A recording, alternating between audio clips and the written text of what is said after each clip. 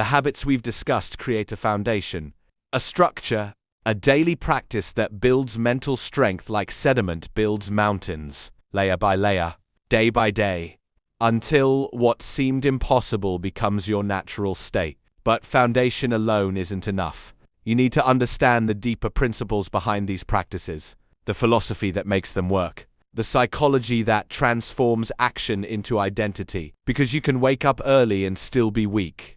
You can exercise daily and still collapse under pressure. You can practice all the habits and miss the point entirely if you don't understand what you're actually building. Mental strength isn't about actions. It's about transformation. It's about becoming someone different, someone stronger, someone who can't be broken because they've already broken themselves and rebuilt stronger. The 11th principle, the one that deepens all the others, is the understanding of voluntary hardship, the conscious choice to make life harder than it needs to be, not as punishment, not as masochism, but as training, as preparation, as the deliberate construction of resilience. The Stoics practiced this religiously. Seneca would fast when he had food, sleep on hard floors when he had soft beds, walk when he could ride in a carriage. He called it practicing poverty, living as if he'd lost everything while he still had it all. This seems counterintuitive. Why make yourself suffer when you don't have to? Why choose discomfort when comfort is available? Because comfort makes you fragile. Because ease weakens what difficulty strengthens. Because if you only know prosperity, poverty destroys you. But if you've practiced poverty, if you've lived it voluntarily, then losing your wealth doesn't break you. You've already survived it. You know you can. This is the secret of mental strength.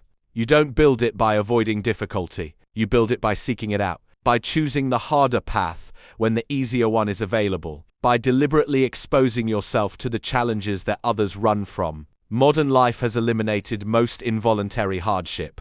We have heating and cooling, abundant food, comfortable beds, entertainment on demand. This is wonderful. This is progress. But it comes with a cost. We no longer build the resilience that hardship creates. We no longer develop the strength that adversity forges. We become soft in our comfort and then shatter when real difficulty arrives. The practice is to reintroduce voluntary hardship, not constantly, not to the point of actual suffering, but regularly, deliberately, as training for the inevitable adversity life will bring. Fast once a week, not to lose weight, to remember hunger, to prove to yourself that you can endure it, to reduce your fear of not having enough.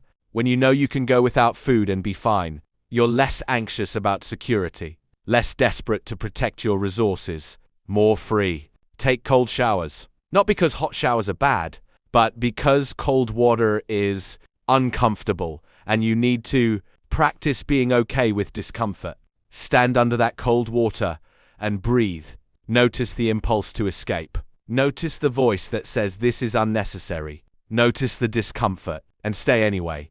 Breathe through it. Control your mind even while your body protests. This simple practice builds profound strength. If you can control your mind under cold water, you can control it under pressure at work, under criticism from others, under the stress of uncertainty. The specific hardship doesn't matter. The mental training does. Walk long distances, not because you need to get somewhere, but because walking for hours is uncomfortable. Your feet hurt. You get tired. You want to stop. And you keep going anyway. You prove to yourself that discomfort isn't an emergency, that you can suffer and continue, that your limits are further than you think. Sit in silence for extended periods. No phone, no music, no distraction. Just you and your thoughts. This is harder than it sounds. Your mind will resist. It will create anxiety, boredom, restlessness. It will beg for stimulation. And you'll sit anyway. You'll observe those feelings without acting on them.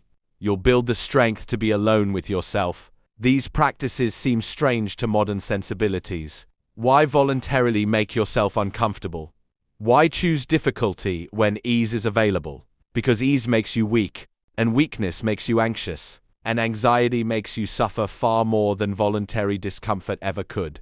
When you've practiced hunger through fasting, you're not afraid of missing a meal. When you've practiced cold through cold exposure, you're not panicked when the heat breaks. When you've practiced silence through meditation, you're not desperate for constant stimulation. When you've practiced long walks, you're not overwhelmed by physical effort. You've reduced your dependencies, expanded your capabilities, built a mind that can handle adversity, because you've practiced adversity when you didn't have to. This is the essence of mental strength. Not the absence of difficulty, but the capacity to face it without breaking. Marcus Aurelius chose to campaign with his soldiers instead of commanding from luxury. He slept in tents, ate simple food, endured the same cold and discomfort as his men. He was emperor. He could have stayed in Rome, but he understood that sharing hardship with those he led made him stronger, that choosing difficulty over comfort built character that luxury would erode.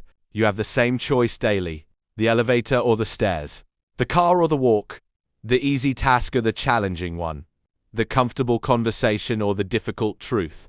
Each choice is an opportunity to practice voluntary hardship, to choose strength over ease, to build resilience through deliberate challenge.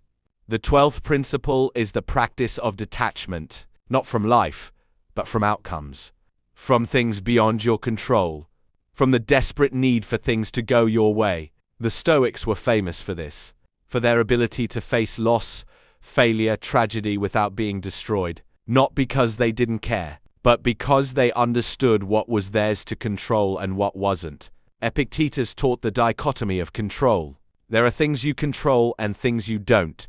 You control your choices, your effort, your attitude, your values. You don't control outcomes, other people, the past, the future, most external events. Wisdom is knowing the difference. Mental strength is focusing entirely on what you control and accepting what you don't. This sounds simple. It's not. We're wired to care about outcomes, to need things to go our way, to attach our happiness to results. When we get the promotion, we're happy. When we don't, we're devastated. When someone likes us, we feel valuable. When they reject us, we feel worthless. We've tied our internal state to external events, and external events are beyond our control. This makes you weak, fragile, dependent. Your peace of mind hangs on circumstances you can't control. Your happiness depends on other people's choices. Your worth is determined by results that are partly or entirely beyond your influence. You've given your power away, and then you wonder why you feel anxious, unstable, emotionally reactive. The practice is to focus exclusively on what you control: your effort, your preparation, your attitude, your values, your response. Let go of everything else, not because you don't care about outcomes, but because you recognize that you've done all you can by controlling what's yours to control. You want the job. Control what you can. Prepare thoroughly. Present, well. Follow up professionally. Then let go of the outcome. You've controlled your part. The decision is theirs, and their decision doesn't define your worth or diminish your effort. You did what was in your power. That's all anyone can do. You want the relationship to work. Control what you can. Communicate honestly. Show up consistently. Treat them well. But you can't control their feelings, their choices, their past, their fears. If they choose to leave, that's beyond your control. And it doesn't mean you failed. You controlled your part. You can't control theirs. This practice is liberating. When you stop trying to control things beyond your power, you stop feeling helpless. When you focus entirely on what you can influence, you become powerful. You're no longer dependent on external validation. No longer devastated by circumstances, no longer fragile in the face of life's uncertainties. Seneca faced death threats, exile, political enemies. Any of them could have killed him at any moment. He couldn't control that, so he didn't waste energy worrying about it. He controlled what he could. His philosophy, his writing, his response to whatever came. When exile came, he went. When death came, he faced it with equanimity, because he had never attached his peace to things beyond his control. You can practice this today. In small ways. You're stuck in traffic. You can't control the traffic, but you can control your response. You can choose frustration or acceptance. You can rage at something beyond your power or breathe and accept it. The traffic is the same either way. Your internal state is entirely your choice. Someone criticizes you unfairly. You can't control their opinion, but you can control whether you let it affect you, whether you ruminate on it, whether you change your behavior to please them, or whether you recognize that their opinion, while heard, doesn't have to be accepted. You control your self-perception, not them. A project fails despite your best effort. You can't control all the variables that determine success. Market conditions, other people's choices, timing, luck. But you can control whether you learned from it, whether you gave your full effort, whether you maintain your standards regardless of results. The project failed. But did you fail? Only if you controlled something you didn't do well. If you controlled everything you could and it still failed, that's not failure. That's life. This practice builds mental strength by making you unshakable. When your peace depends only on what you control, nothing external can take it from you. When your worth is determined by your character and effort rather than outcomes, no result can diminish you. When you accept what you can't control, you stop suffering over it. The 13th principle is the understanding of Memento Mori. Remember death. Remember that this ends. That your time is limited. That one day, sooner than you think, you won't be here. The Stoics meditated on this daily, not to be morbid, not to be depressed, but to be awake. To remember that life is precious because it's temporary. That time matters because there's not infinite amounts of it. Marcus Aurelius started each day reminding himself that he would die, that everyone around him would die, that empires fall, that everything ends. This gave him perspective, made trivial things trivial, made important things important, made each day precious because he knew days were limited. Modern culture runs from this truth. We pretend death isn't coming. We avoid thinking about it. We distract ourselves from mortality. We act like we have infinite time, and then we waste that time. We postpone what matters. We invest energy in things that don't. We live as if we'll live forever and then die having never really lived. The practice is to remember death daily, not obsessively, not anxiously, but consciously. To recognize that this conversation might be your last with this person, that this day might be your final day, that this year might be your only year, and to let that truth inform your choices. When you remember you'll die, you stop wasting time on nonsense. You stop holding grudges. You stop postponing the things that matter. You stop living for someday and start living for now. Not recklessly, but intentionally, with the recognition that your time here is limited and therefore precious. This builds mental strength by creating urgency without panic, by making you decisive without being impulsive, by helping you distinguish what matters from what doesn't. When you know your time is finite, you don't waste it being anxious about trivial things. You don't postpone joy. You don't delay meaningful action. You live fully because you know you won't live forever. Seneca wrote about this extensively. He said we act like we'll live forever but live like we might die tomorrow. We postpone important things as if we have all the time in the world. But we panic over small things as if each moment is our last. We have it backwards. We should do important things with urgency, recognizing our time is limited, and handle small things with perspective, recognizing they don't matter in the scope of a life. Practice this awareness. Each morning, remind yourself that you will die, that this might be your last year, your last month, your last day. Not to create anxiety, but to create clarity, to help you see what actually matters, to give you the courage to stop waiting and start doing. Tell the people you love that you love them. Don't wait. You might not get another chance. Do the work that matters to you. Don't postpone it. You might run out of time. Have the adventures you dream about. Don't delay. Tomorrow isn't guaranteed. Live the life that aligns with your values. Don't wait until retirement. You might not make it there. This isn't pessimism. This is realism. This is the truth that everyone knows but nobody wants to face. You will die. Everyone you love will die. Everything you build will crumble. Everything you achieve will be forgotten. This truth can paralyze you or liberate you. It paralyzes those who run from it. It liberates those who face it. When you truly accept your mortality, you're free. Free from the need for immortality through legacy. Free from the desperation to be remembered. Free from the anxiety of trying to control a future that isn't guaranteed. You can focus on living well now. on being who you want to be today, on doing what matters in this moment.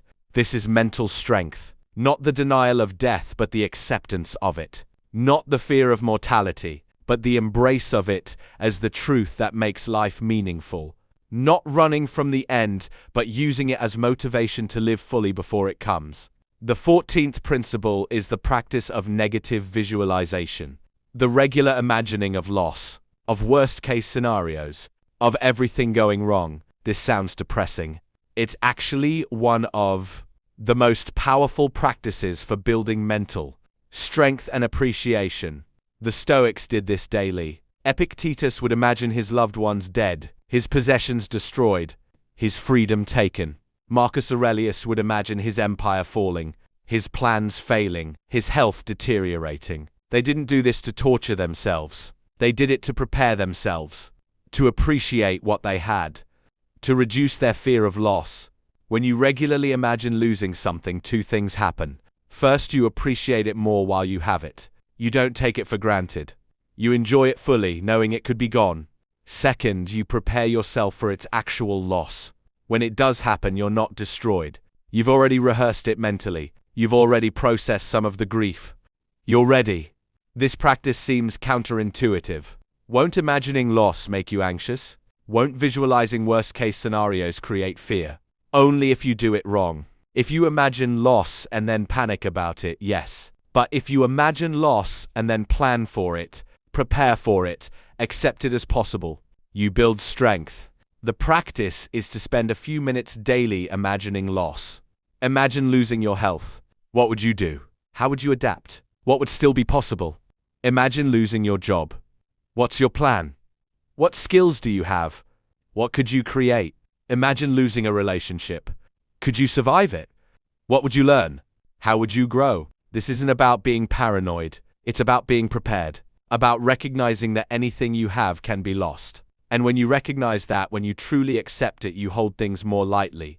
You appreciate them more. You fear their loss less, because you've already faced that loss mentally. Seneca practiced this with his wealth. He was incredibly wealthy, but he would regularly live as if he'd lost everything. Eating simple food, sleeping on hard surfaces, wearing rough clothes. He was practicing poverty while wealthy so that if poverty actually came, he'd be ready. And when he was eventually exiled and lost much of his wealth, he wasn't broken. He'd already lived that reality. He knew he could survive it. You can practice this with everything you value. Your health, your relationships, your career, your possessions, your abilities. Imagine losing each one, not to be anxious, but to be prepared, to appreciate them now, to reduce your attachment to them, to build the mental strength to survive their loss. This practice also reveals what actually matters. When you imagine losing everything, you'll quickly realize what you truly miss and what you wouldn't.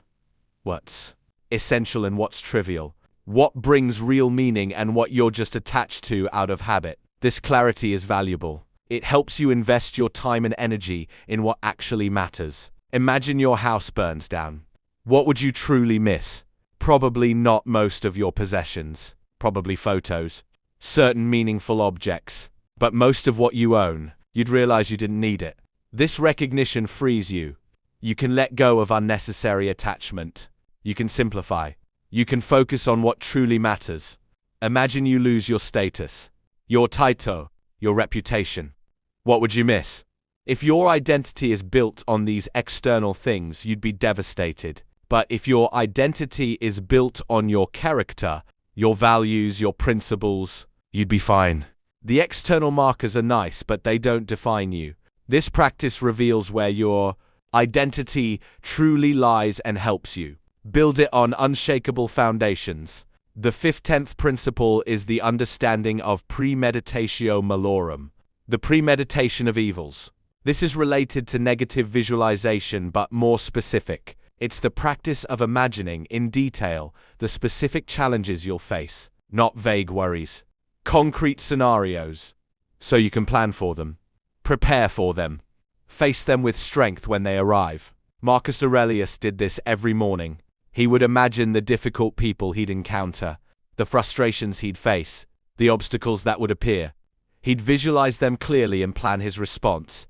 So when they actually appeared, he wasn't surprised. He wasn't reactive. He'd already decided how he would respond. This is mental strength in practice. Most people are reactive. Something unexpected happens and they panic. They don't know how to respond. They act from emotion rather than reason. But if you've already imagined the scenario, if you've already planned your response, you're not reactive. You're prepared. The practice is to imagine the specific challenges you'll face today. You have a difficult meeting. Visualize it going poorly. Imagine them rejecting your proposal, criticizing your work, being hostile.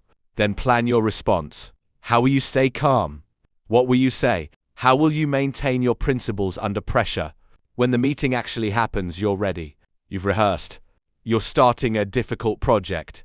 Imagine everything that could go wrong. The timeline extends. The budget runs out. People quit. Technology fails. Don't just worry about these possibilities. Plan for them. What will you do if the timeline extends?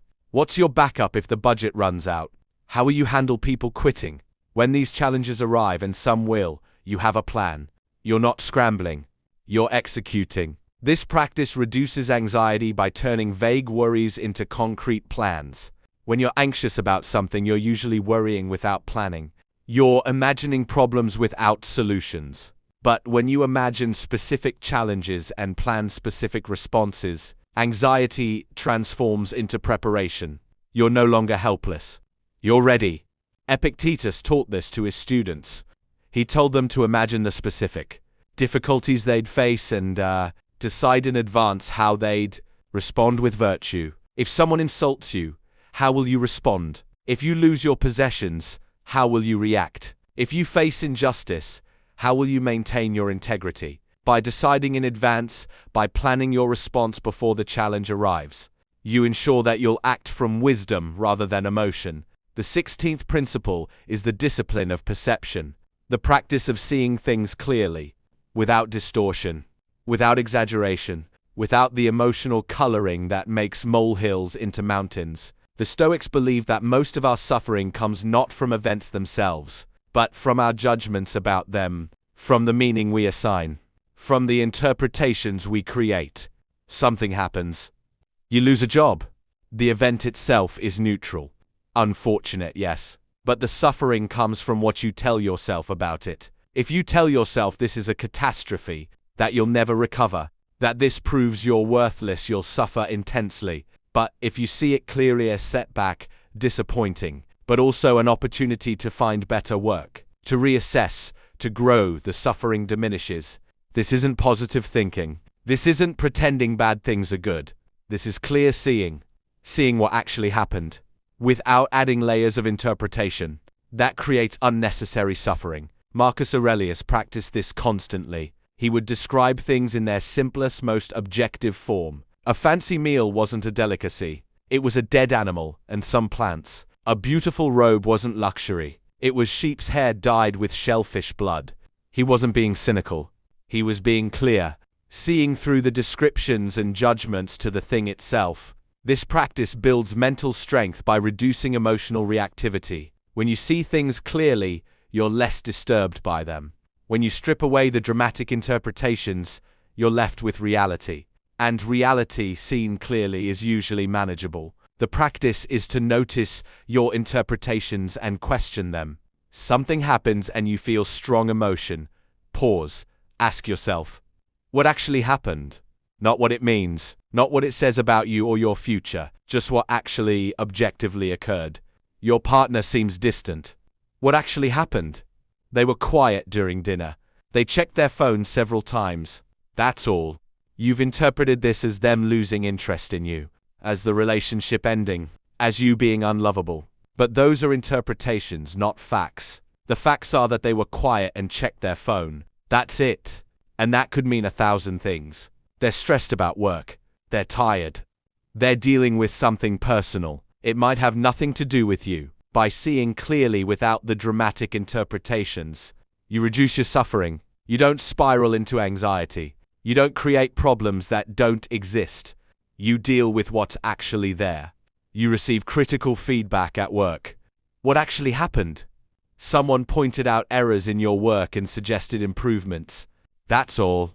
You've interpreted this as them thinking you're incompetent, as your career being in jeopardy, as proof that you're not good enough. But those are interpretations. The facts are that errors were pointed out and improvements suggested. That's actually helpful. That's how you get better. Seen clearly, without the emotional interpretation, this isn't threatening.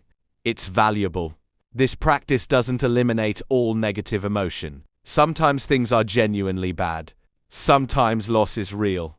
Sometimes suffering is appropriate. But it eliminates the unnecessary suffering, the suffering created by interpretation rather than reality. And when you eliminate that, you're left with only the real challenges, which are always more manageable than the imagined ones. Epictetus taught that we're disturbed not by things, but by our views of things. Death isn't terrible, or else it would have appeared so to Socrates. Exile isn't terrible, or else it would have appeared so to Seneca. The thing itself is neutral. Our judgment about it creates the suffering. Change the judgment, reduce the suffering. The 17th principle is the practice of prososh, attention, mindfulness, present moment awareness. The Stoics believe that most people sleepwalk through life. They're not really present. They're lost in thoughts about the past or worries about the future. They're on autopilot, reacting rather than choosing, living unconsciously rather than deliberately. Mental strength requires presence, requires attention, requires being awake to this moment, because this moment is all you have. The past is gone. The future isn't here. Right now is where you live. Right now is where you choose. Right now is where you act. If you're not present, you're not really living. You're just existing. Marcus Aurelius wrote constantly about staying present, about focusing on the moment at hand, about not letting your mind wander to the past or future. He governed an empire. He had infinite things to worry about, but he knew that worrying about them while doing something else served no purpose. When he was in a meeting, he gave it full attention. When he was writing, he focused completely. When he was with his family, he was truly with them.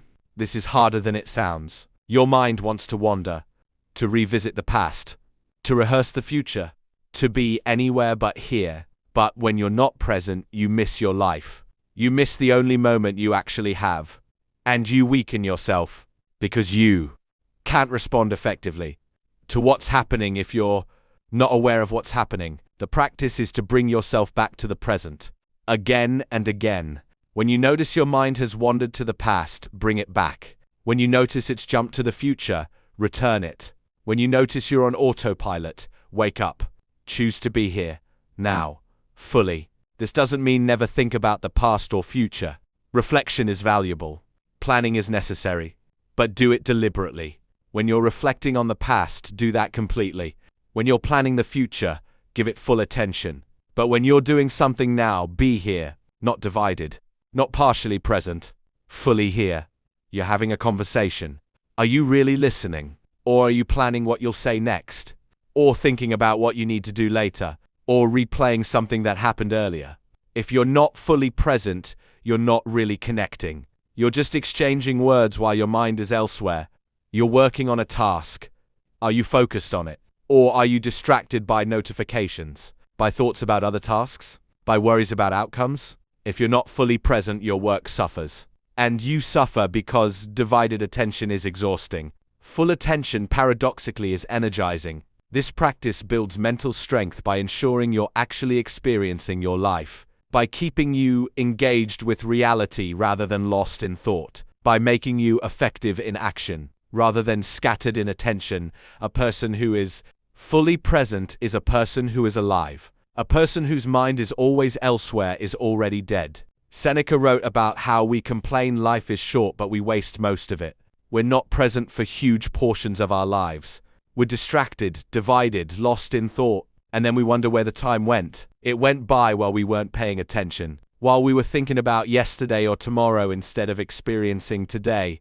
The 18th principle is the understanding of sympathia, interconnection, the recognition that you're part of something larger, that your actions affect others, that their actions affect you, that we're all connected in a vast web of causality and relationship. The Stoics saw themselves as part of a cosmic whole. This is profoundly hopeful. It means you're not stuck with who you are. You can become someone different, someone stronger, someone wiser, someone more virtuous, but only through practice, through training, through the daily discipline of acting, according to your principles, even when you don't feel like it. The practice is to identify the virtues you want to embody: courage, wisdom, justice, temperance, self-control, patience, honesty. Then, practice them deliberately, daily, in small ways, until they become automatic. You want to be brave? Practice small acts of courage. Speak up when it's uncomfortable. Have the difficult conversation. Take the risk you've been avoiding. Each small act of courage makes the next one easier. You're training the virtue of courage. You want to be patient. Practice patience. When someone is slow, don't rush them. When the line is long, don't complain. When things take time, don't panic. Each moment of practicing patience strengthens that virtue.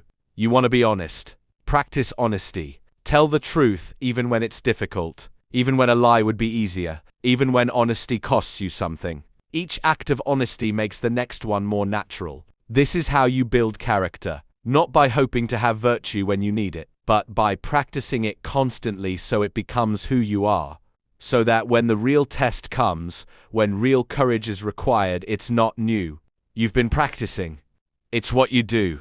Marcus Aurelius did this daily. He practiced justice in small decisions so he could be just in large ones. He practiced temperance in small pleasures so he could be temperate when temptations were great. He practiced wisdom in small judgments so he could be wise when decisions mattered most. He trained virtue like an athlete trains their body. The 20th principle, the culmination of all these practices, is the understanding of eudaimonia, flourishing, living well, being fully human.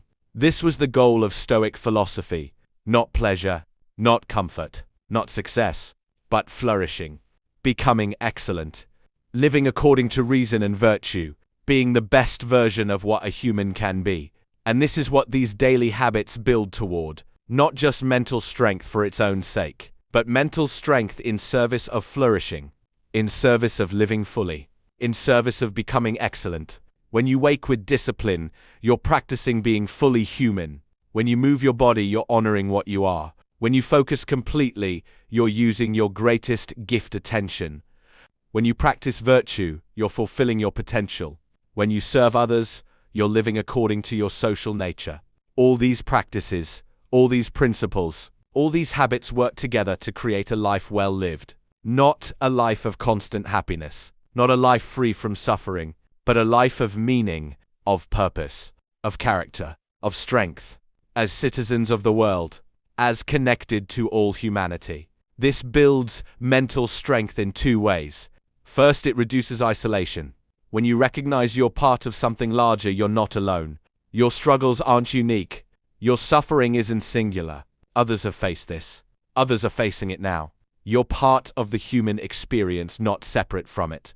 Second, it creates accountability. When you recognize your actions affect others, you act more carefully, more ethically, more thoughtfully. You can't just do whatever you want without consequence. Your choices ripple outward. They impact people. And recognizing that makes you stronger, because you're living for something beyond yourself. Marcus Aurelius meditated on this constantly. He reminded himself that he was part of a whole, that he was connected to all people, that his role was to serve that whole, not just himself. This gave him strength, because his purpose was larger than personal comfort or success. He was part of something that would continue after he was gone. The practice is to recognize your connection. When you interact with someone, remember that they're dealing with their own struggles, their own pain, their own challenges. They're not obstacles to your plans. They're fellow humans navigating the same difficult existence. This recognition creates compassion, and compassion creates strength. When you make a choice, consider its impact. How will this affect others? What ripples will it create?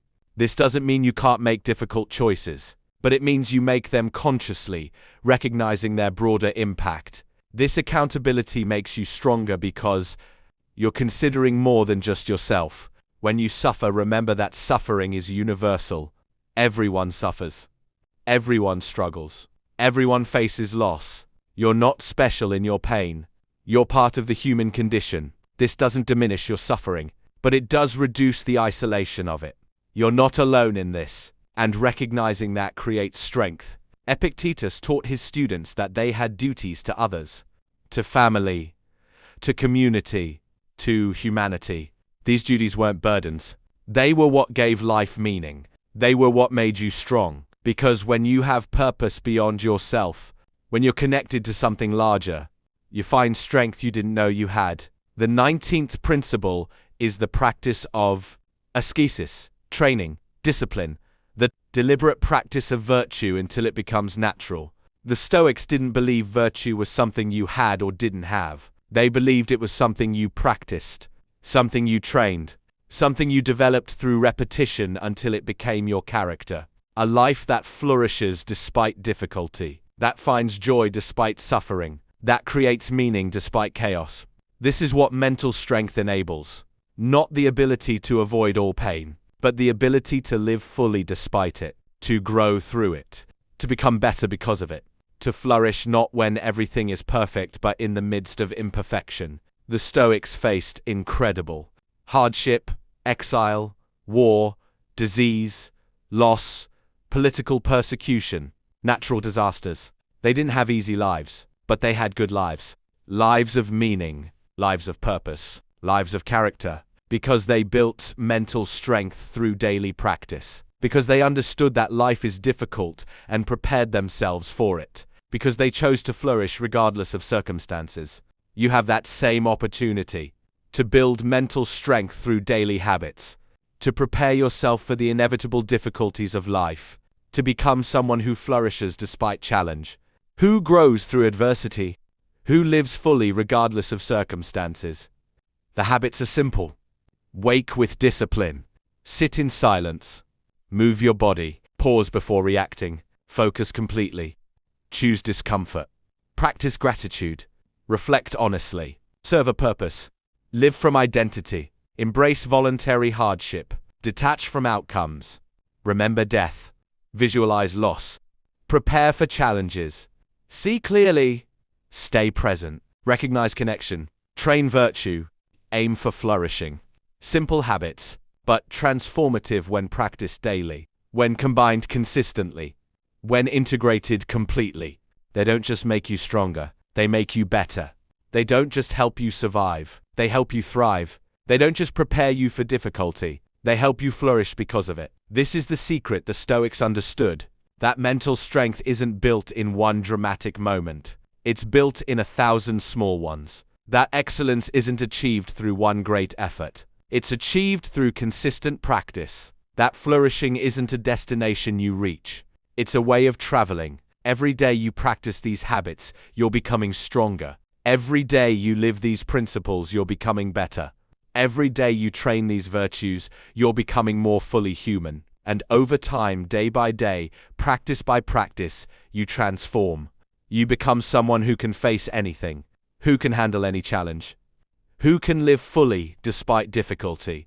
This is your path forward, not easy, but worthwhile, not comfortable, but meaningful, not guaranteed to make you happy, but certain to make you strong.